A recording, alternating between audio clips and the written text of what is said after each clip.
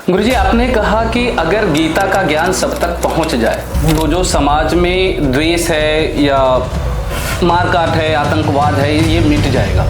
लेकिन अगर वहीं पे एक देखिए तो विरोधाभास है कि यह गीता खुद एक युद्ध लड़ने के समय पे लिखा गया है या बोला गया, जो उपदेश दिया गया जिसको बाद में ऋषि मुनियों ने लिखा है।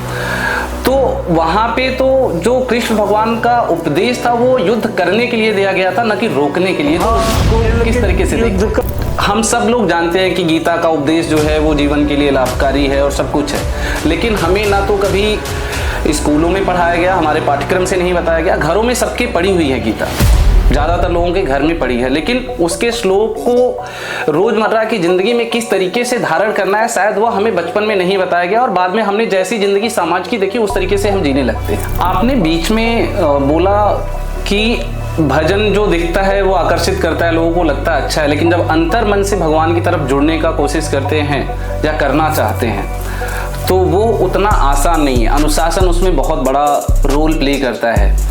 और क्योंकि आज सोशल मीडिया का ज़माना है, बहुत सारे रील्स चलते हैं, भजन सुनते हैं लोग, अच्छी वाड़ियाँ सुनते हैं और आकर्षित होते हैं कि नहीं ये तो अच्छा है, और लोग शेयर भी करते हैं। लेकिन जब वही बात अपने आम जीवन में, डेली जीवन में उनको धारण करना होता है तो शायद रास्ता अलग चुनते हैं। तो वहाँ पे हम उसको कैसे अनुसरण करें? सुन तो लिया, बात अच्छी तो लग गई, लेकिन जब अपने पर उसको पालन करने की बात आती है तो शायद हम वह मार्ग नहीं चुन करके दूसरे मार्ग की तरफ चले जाते हैं। तो उसको कैसे हम पालन? लेकिन आपका क्या मानना है कि स्कूलों में भी, खास तौर से प्राथमिक विद्यालयों में, प्राथमिक शिक्षा में होना चाहिए? महाराज जी, आप यथार्थ गीता के बारे में बात करते हैं, संदेश देते हैं, अपने भक्तों को जागृत करने का कोशिश करते हैं। तो अगर आप यह बताना चाहें कि यथार्थ गीता हम जैसे भक्तों के लिए जीवन में कितना जरूरी है और उसका किस तरीके से हम पालन करके अपने जीवन को सुखद बना सकते हैं। नमस्कार, स्वागत है आपका द राइजिंग भारत पॉडकास्ट के एक बेहद खास एपिसोड में।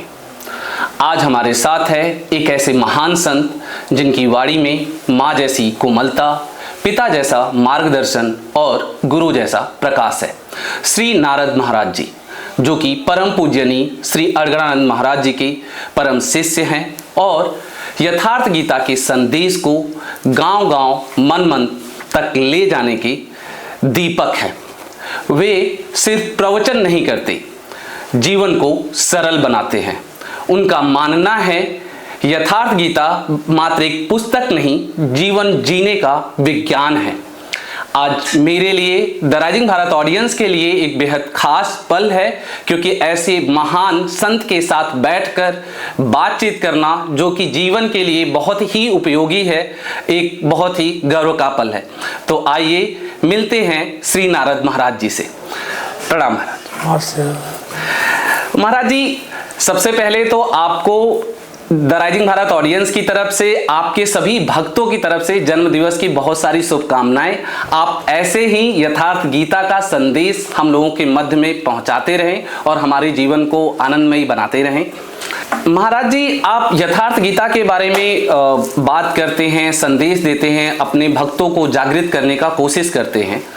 तो अगर आप यह बताना चाहें कि यथार्थ गीता हम जैसे भक्तों के लिए जीवन में कितना जरूरी है और उसका किस तरीके से हम पालन करके अपने जीवन को सुखद बना सकते हैं। गीता का ज्ञान हर मानव के लिए, गीता का उपदेश अति आवश्यक है।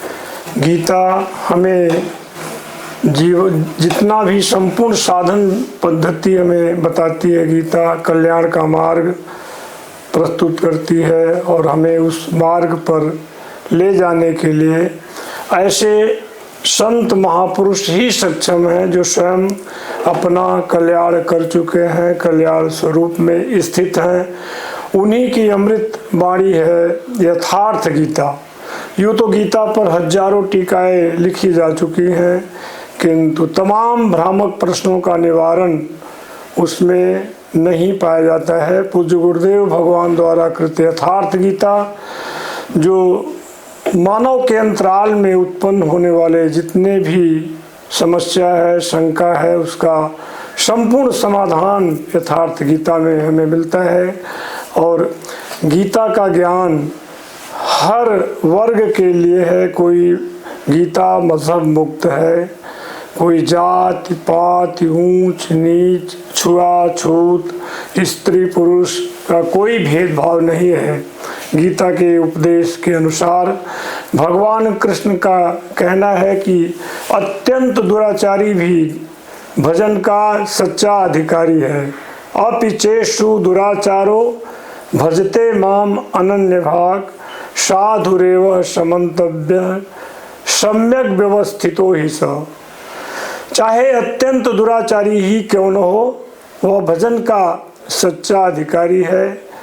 भजन के प्रभाव से, गीता के उपदेश के माध्यम से, गीता के साधन पद्धति पर चलकर उसके जितने भी जन्म जन्मांतर के पाप हैं वो समाप्त हो जाएंगे और पुण्य कर्म की ओर अग्रसर होकर के वह मानव जीवन की सार्थकता के लिए गीता का उपदेश है। बड़े भाग्य मानुष तन पावा, सुर दुर्लभ सद्ग्रंथ निगावा। जिसके लिए मानव तन मिला है, बड़े भाग्य से हमारे सभी महापुरुषों का यही आदेश है कि मानव जीवन ही सबसे सर्वोपरि है। जो उस भगवत पथ की दूरी को तय करने का, उस पथ पर चलकर कल्याण के पथ को प्राप्त करने का माध्यम है गीता। और गीता को हम जितना अध्ययन करते हैं, जिसका जितना अनुशीलन करते हैं, उतना उसमें नयापन हमें मिलता है। इसलिए हर मानव मात्र को गीता के उपदेश पर चलना चाहिए और यही हमारे पूज्य गुरुदेव भगवान का आदेश है कि महलों से लेकर यदि झोपड़ी तक गीता के ज्ञान को पहुंचा दिया जाए तो जो तमाम तरह का संप्रदाय, आतंकवाद, खून खराबा जो फैला हुआ है, और यदि सबके अंदर गीता का ज्ञान आ जाएगा, गीता का उपदेश पर चलने लगेंगे तो ये स्वतः समाप्त हो जाएगा। क्योंकि भगवान कृष्ण कहते हैं कि ममई वांसो जीव लोके जीव भूतः सनातन। मनुष्य मेरा विशुद्ध सनातन अंश है। जब यह भावना आ जाएगी तो स्वतः वैर भाव समाप्त हो जाएगा। क्योंकि भगवान कृष्ण के अनुसार मनुष्य की केवल दो जातियां हैं, दैवी और आसुरी। यदि हम दैवी संपत्ति से युक्त हैं, सत्कर्म कर रहे हैं, भलाई कर रहे हैं, सेवा कर रहे हैं, संत महापुरुषों का शरण सानिध्य अपना रहे हैं, हमारे जो ग्रंथ हैं, महापुरुषों की वाणी है, उसके अनुसार चल रहे हैं, तो हम दैवी संपत्ति का अर्जन करते हुए देवता जैसे हैं। और यदि हम निरंतर तमाम तरह की बुराइयों को रात दिन अपने अंदर भर रहे हैं तो हमें पुनरपि जन्म पुनरपि मरणम इस परिधि में ले जाने वाला होता है। इसलिए इन सब पाप कर्म से बचने का उपाय हमारे महापुरुष जन बताने के लिए पहले भी थे, आज भी हैं। किंतु उस पथ पर चलने के लिए हमारे अंदर पात्रता होना चाहिए। वह पात्रता है श्रद्धा का, भाव का, समर्पण का, विश्वास का।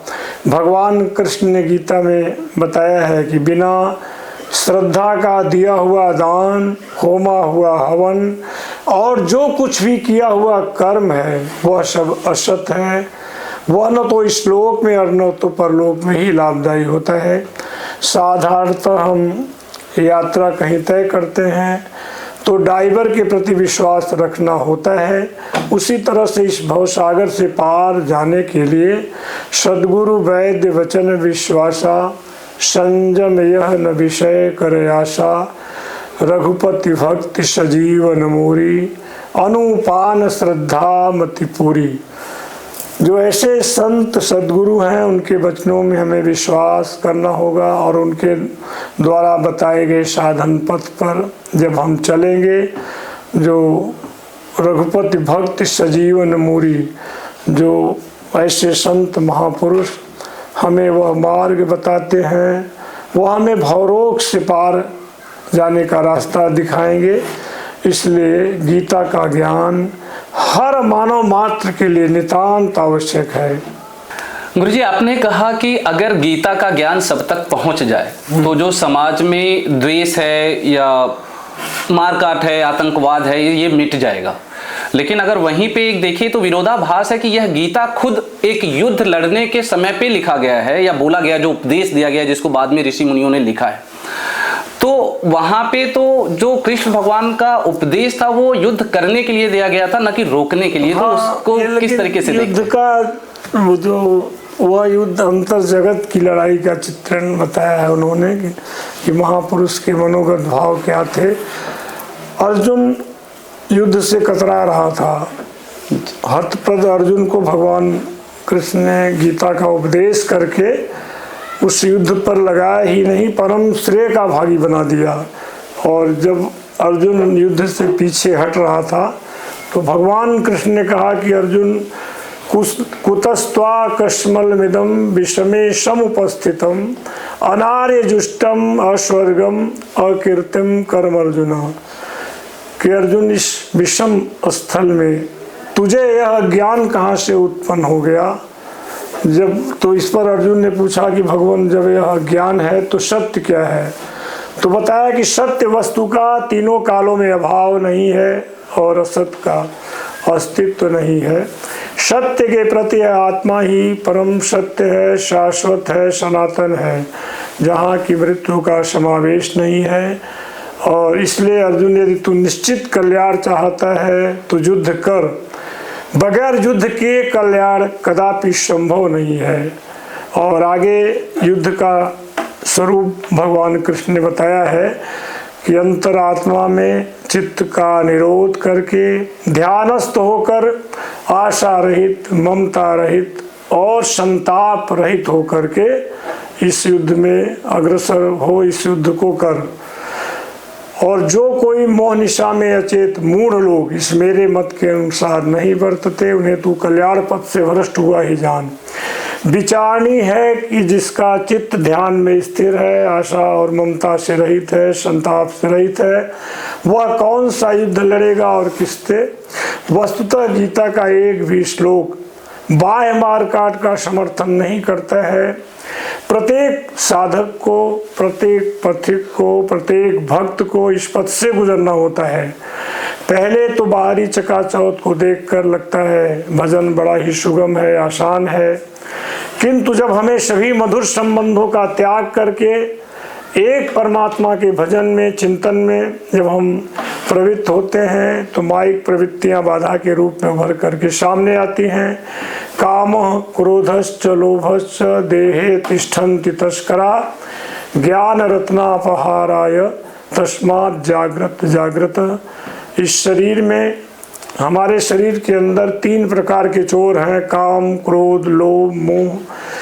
निरंतर ज्ञान रूपी रत्न का अपहरण करने के लिए सदैव विद्यमान हैं, तत्पर हैं। थोड़ा सा भी असावधानी हो जाने पर हम पर हमला करने के लिए वे तैयार रहते हैं। इसलिए हमारे महापुरुष जन कहते हैं, जागो, अपने स्वरूप को पहचानने की कोशिश करो।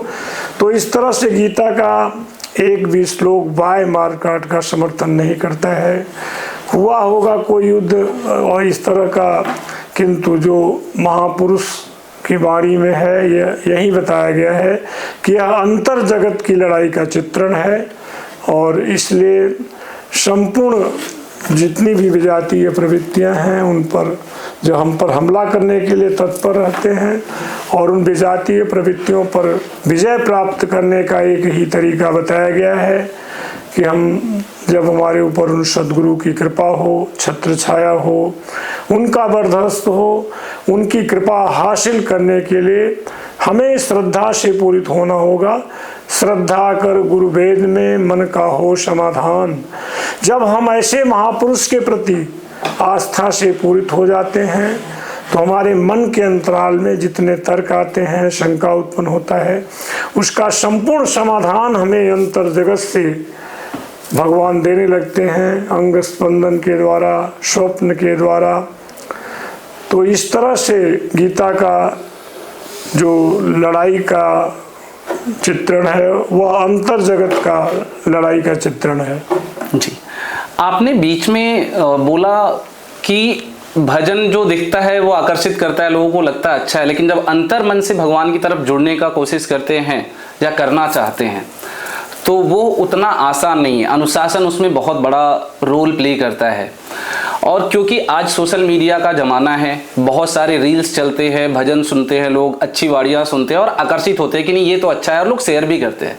लेकिन जब वही बात अपने आम जीवन में, डेली जीवन में उनको धारण करना होता है तो शायद रास्ता अलग चुनते हैं। तो वहाँ पे हम उसको कैसे अनुसरण करें? सुन तो लिया, बात अच्छी तो लग गई, लेकिन जब अपने पर उसको पालन करने की बात आती है तो शायद हम वह मार्ग नहीं चुन करके दूसरे मार्ग की तरफ चले जाते हैं। तो उसको कैसे हम पालन करें? ये तो सही है। जैसे साधारणतः हम रोड पे देखते हैं कि मुर्दा जा रहा है तो एक झलक आता है कि हाँ मुर्दा है, लेकिन जब अपने करीबी जाते हैं तो ज़्यादा कष्ट होता है। सही बात है। तो वो तो सुनते हैं, लेकिन ये इसके लिए हमें अभ्यास करना होगा। भगवान कृष्ण से अर्जुन ने यही प्रश्न किया था कि भगवान यह मन तो बहुत चलायमान है, कभी यहाँ कभी वहाँ भाग जाता है, कभी अच्छा बुरा देखने लगता है, तो इसको हम कैसे बस में करें? तो भगवान कृष्ण ने बताया कि अभ्यास योग युक्तेन चेतसा न निगामिना, भली प्रकार अभ्यास करने से धीरे धीरे मन वश में हो जाता है। जो मन वायु के समान दौड़ता है, कभी बम्बई, कभी दिल्ली, कभी कलकत्ता, कभी जो कुछ हमें दिखाई देता है उस उधर, तो उसको वश में करने का तो तरीका है अभ्यास।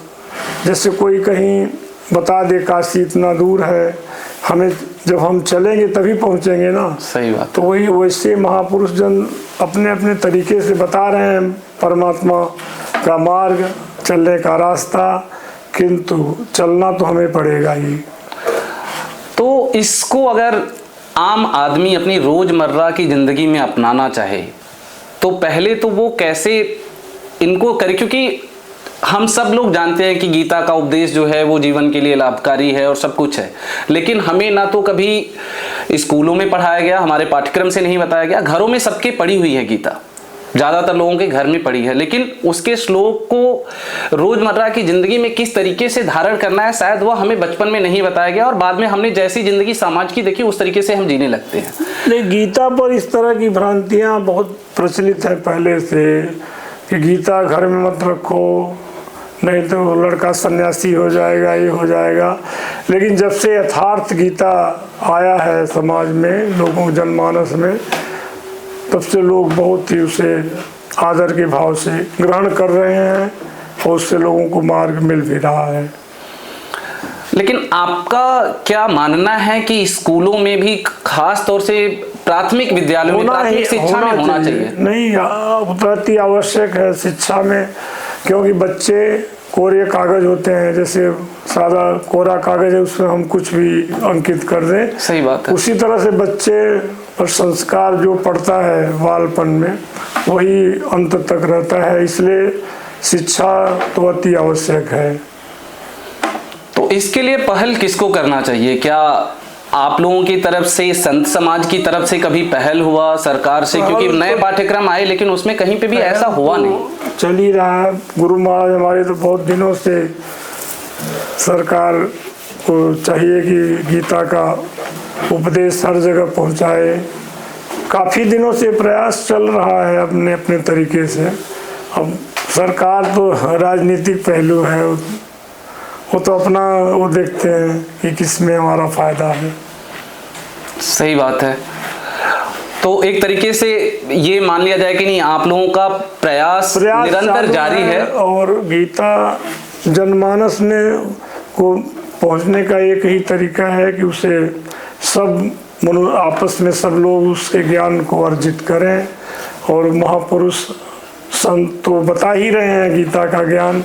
हमारे पूज्य गुरुदेव भगवान तो शुरू से ये गीता के उपदेश पे उनका प्रकाश रहा है। जी। बोलो गुरुदेव भगवान की जय।